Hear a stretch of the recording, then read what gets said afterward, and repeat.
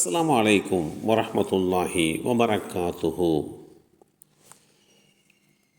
வாழ்வாதாரத்தை தேடுவதில் பொடுபோக்காக இருப்பவர்கள்.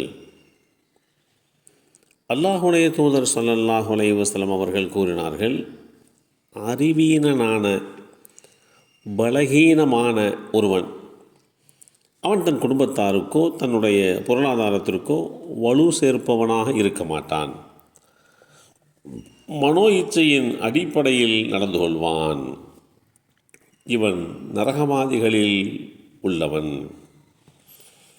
இந்த செய்தி அஹ்மத் என்ற நூலிலே 1748 என்ற எண்ணிலே பதிவு செய்யப்பட்டிருக்கிறது. பலகீனமானவர்கள் தங்களுடைய உலக வாழ்வு சீராகுவதற்கும் ஆன்மீக வாழ்வு சிறந்து விளங்குவதற்கும் எந்த முயற்சியையும் மேற்கொள்ள மாட்டார்கள்.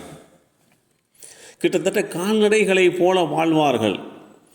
தங்களின் வாழ்க்கையில் நலவுகளும் நன்மைகளும் தடைபடுவது குறித்து எந்தவித கவலையுமே அடைய மாட்டார்கள்.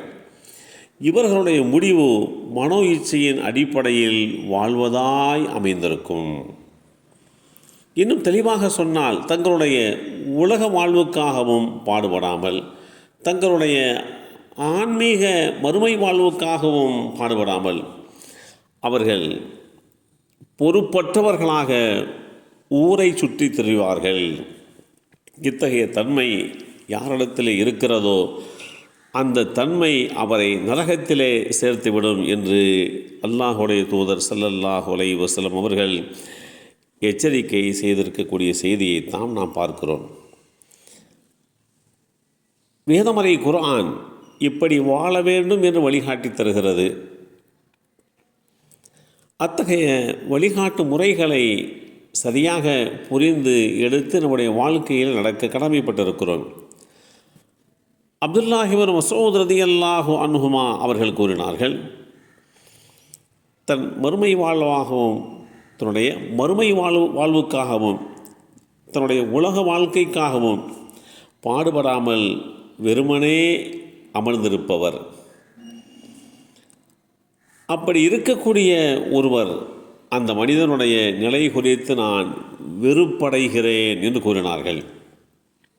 உமர் ரலியல்லாஹு அன்ஹு அவர்கள் ஒரு நாள் வெள்ளிக்கிழமை ஜும்மா தொழுகைக்கு பின்பாக பள்ளிவாசலிலே சிலர் அமர்ந்திருக்க கண்டு அவர்களிடம் சென்று, நீங்கள் யார், ஏன் இங்கே அமர்ந்திருக்கிறீர்கள் என்று கேட்க, அதற்கு அவர்கள், நாங்கள் அல்லாஹ்வின் மீது நம்பிக்கை வைத்து எங்களுடைய காரியங்களை பொறுப்பு சாட்டியவர்கள் என்று பதில் சொன்னார்கள்.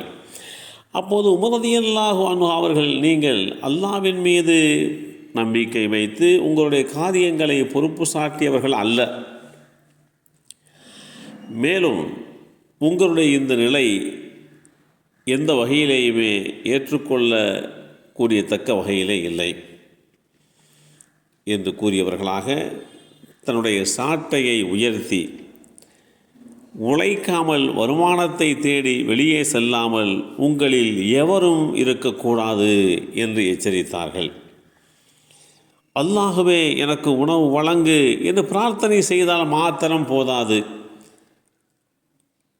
வெறுமனே அந்த பிரார்த்தனையின் மூலமாக வானம் தங்கத்தையோ வெள்ளியையோ மழையாக பொழிவதில்லை. நீங்கள் உங்களுக்கு உண்டான வாழ்வாதாரத்தையும் தேட வேண்டும், அல்லாஹ்வின் மீதும் நீங்கள் பொறுப்பு சாட்ட வேண்டும்.